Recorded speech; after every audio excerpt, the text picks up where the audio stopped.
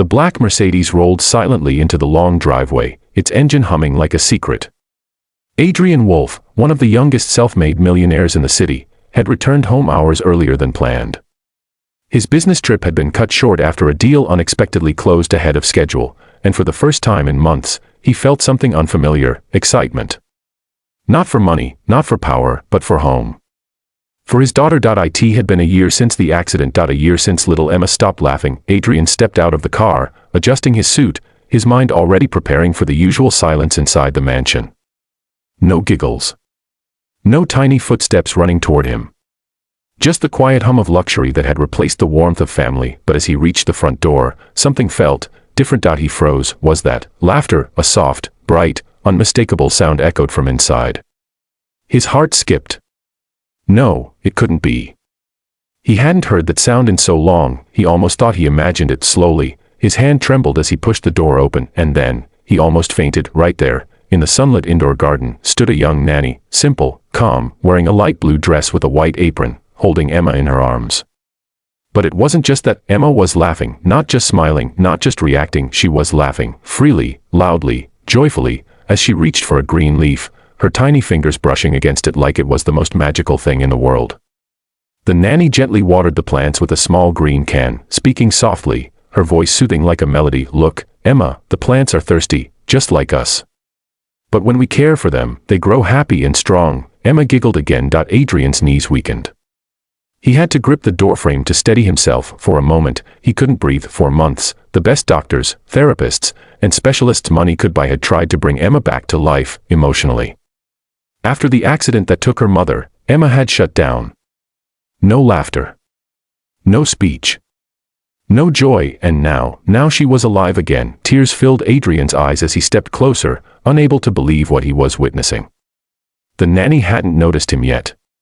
She was too focused on Emma, completely present, completely patient, not forcing, not demanding, just loving. Can you hold the leaf, Emma? She whispered gently. Emma grabbed it clumsily, then burst into another fit of laughter. That sound shattered something inside Adrian. He covered his mouth, trying to hold back a sob, but failed. The noise made the nanny turn. Her eyes widened slightly when she saw him standing there.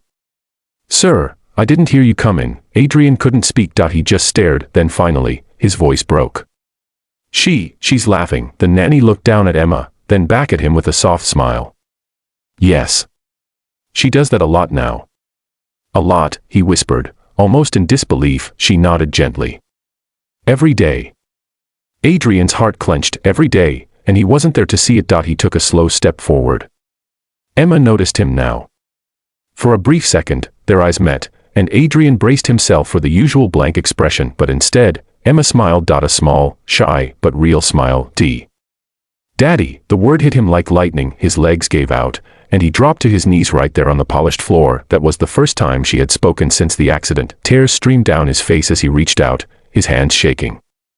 Emma, say it again, but she just giggled, hiding her face against the nanny's shoulder. Adrian laughed through his tears. A broken, relieved laugh. How? He finally managed, looking at the nanny. How did you do this? No one else could. The nanny hesitated, then spoke softly. I didn't try to fix her, sir. I just stayed with her. I listened, even when she didn't speak. I gave her time. And I treated her like she wasn't broken. Those words pierced deeper than any business failure ever had. Adrian realized something in that moment, something painful. He had tried to solve his daughter like a problem, and she had simply loved her like a child. Silence filled the room, but this time, it wasn't heavy. It was healing. Adrian stood slowly, still unable to take his eyes off Emma. What's your name? He asked. Sophia, sir. Sophia, he repeated, as if committing it to memory forever. You've done more for my daughter than I ever could. Sophia shook her head gently. She just needed someone to be there.